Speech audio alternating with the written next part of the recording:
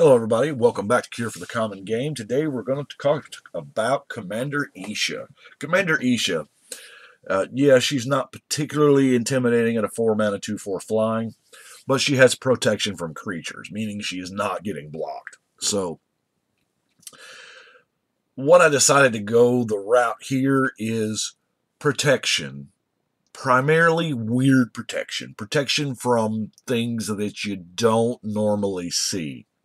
Now, there wasn't enough stuff to do exclusively weird protections, so I had to go into just protection from color. So let's do the creatures first, just to get a handle on. Soldier Pantheon is protection from multicolor, has the other little rider. He's a great turn 1 play. The Beloved Chaplain also has protection from creatures, meaning he's not getting blocked. Miss Metal Skulk, protection from mana cost 3 or greater.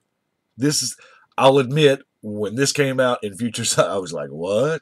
Now, for the record, protection does 4 things, and the easy way to remember what protection does, because it is no longer a supported type. They took it out of, what does they say? They took it out of evergreen status. And I know they were toying around with just doing away with it altogether and just not printing any more protection because it didn't do what a lot of people thought it did. It did way more. Anyway, protection does 4 things. Can't deal damage by a source of that known quantity, whatever, if it's black or creature or artifact, whatever. It can't be dealt damage by the thing it has protection from. It cannot be enchanted or equipped by things of that quality. It cannot be blocked by things of that quantity, and it cannot be targeted by things of that quantity. The best way to remember this, and a lot of people have used this, is protection comes with a debt. A debt. D-E-B-T. Debt. Damage, enchanted or equipped, blocked, and targeted. So that's just the easy way to remember it. So, back to the creatures. Riders of Gavany has, you choose a creature type and you have pro that creature type, which can, be amazing because dragons and angels and elves and goblins and saprolings and slivers and every zombies they're all popular. And Riders of Gavany can help out there. Protection from monocolored. This is way more useful than I thought, because there are times when on the board this guy is just unblockable. Protection from dragons. Protection from dragons is specifically good. He's a 3/3 flyer with pro dragon, so he blocks a lot of generals. And he has a little brother, or maybe that's the rider. Maybe that's, I don't know. Anyway, he had reach, and he has pro dragons. When you think pro dragons and demons, the Baneslayer is obviously what comes to mind. Couldn't do it without her. Protection from things that are evil, essentially. Vampires, werewolves, zombies. Protection from artifacts. Take that, Brea. Anyway. It does fly. So now, Voice of All, protection from whatever color you need, and that's going to be our kind of transit there. That's the end of what I would classify as the weird protection. All the rest of these are just protection from color, black and red. Tried to use as many with 2 protections as I could. White Knight, the classic, one of the first. Core Firewalker. It's pro red. The Defender is also pro red. Red and black. The threshold ability is probably not going to matter that much unless you have just a lot of dead dudes, because we're playing dude heavy. Nightwing Glider is pro black. Soltari Priest. Pro red and Shadow. Shadow's a big deal because, as good of a mechanic as it is, It's only been done in that one block, and I think they did some more in like the time spiral block. But there's not a whole lot of creatures with shadow, and not a lot of them people deem worthy enough to actually play. So most of the time, that word shadow it reads unblockable. Now, love me some Night of the White Dawn, just because you can. I mean, he can gain multiple protections a turn. Here again, the Pro Black Shadow, Pro Black Flying. The Pump Knights from way back. Love the Pump Knights. This one is actually from Fallen Empires, but there was the Ice Age one. And then when we went back, when we found the Lost Ice Age set, Cold Snap, we had another one. Abbey Gargoyles is kind of, I mean, 3, 4, 5 flying pro red. That card doesn't see a lot of love. I may have to build Tribal Gargoyles to give it some more love. Voice of Reason. There was a lot of the voices. You got Reason, Duty, Grace, and that's where the voice of all came in at with the pro everything. The Lightcaster is pro black. Tivadar is pro red and says, I hate that particular goblin. Death Speaker, which, by the way, for Homelands, this was an amazing card. This was pretty much as good as it got in Homelands. A 1-mana 1/1 with an ability back then, you just didn't see a lot of it, especially a protection ability. Mirran Crusader has double obscure protection from colors that, you know, I mean, black is good, but green is kind of weird. I get it. It's protection from infect colors in an infect environment. Pristine Angel, man, just all colors and artifacts.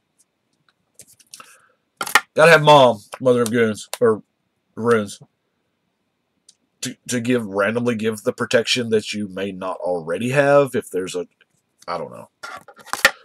Set's Tiger. I love this because you, the player, gain protection from the color. So that's cool. Now, Brave the Elements. We're playing mono white. We want protection. It just kind of, you know, I mean, it put itself right in there. Absolute Grace to give, you know, all your dudes pro black. There is one for red, but I honestly couldn't put my finger on it, which is weird. There's a Saga, you know, I got a ton of it, but that one particular uncommon I did not, apparently. Spectre Ward, love the last line. This effect doesn't remove auras, because all colors, it will not remove your auras, which we'll come to some of that here in a minute. One specifically, bet you can guess what that is. Rune Halo. You have protection from Chosen General, which is, I mean, knowing everybody's general at the start of the game is a known quantity. That's a beautiful thing, especially if somebody has a combat-centric, you know, like obviously, y'all saw the last video. If somebody throws this out there and names Thromok, you're just kind of, it's a real thing. Spirit Mantle does give protection from creatures. Shield of Duty and Reason. Now, Flickering Ward I like. I like Flickering Ward in those Enchantress-style decks, too, because the ability to return it to your hand and just keep casting. But here, if you choose a color and that color is not relevant later on, you can bounce it and recast and choose a different color. So, Mask of Law and Grace. For 1 mana. For 1 mana, you get double protection from the 2 colors that you need protection from the most. This card is, I've never understood why this was common, but I love it. Of course, Story Circle. Choose a color. Now we got the Bathe in Light. Choosing a color to get protection, and then a Chroma's Blessing. Choosing a color. And cycling, cycling. Now let's get into we're playing mono white. So we're going to throw down some mono white cards. The Ring of Thune can actually make Eesha. It's pretty good. Gives her vigilance. That way she can attack and not get blocked. And then she can block and not die. And then, she just gets bigger for hanging around. Staff and Nin is in there just because, I like to draw me some cards and deal some points of damage to some random things. Hall of Triumph, Honor of the Pure, Glorious Anthem, Dictate of Heliod are all just because we're playing dudes and we want them big if they are protected. Now, Mass Calcify is my only board wipe. As well, you see why, because, it does not affect me. Crackdown's another great mono white card. If you're playing mono white, then this is the stuff. Because here again, it alters the board state, but does not affect you. Oblivion Ring. And Face Reward I have in there to combat wrath effects. Now, our last card, did you guess what it was? Our Armored Ascension. And I know some of these cards I use quite a bit, and you probably get tired of just seeing the same card, but these two cards together, Eesha and Armored Ascension, it puts the table on a clock. It really does. That's what I've got for Weird Protection. I do appreciate you watching. But right now, hey, we're coming up close on the 100th deck. Now, I have an idea for the 100th deck. We'll see when we get there. It's a deck I've been working on literally for years. Probably 8 or 9 years. So, till next time, I appreciate you watching. But right now, it is time to shuffle and cut.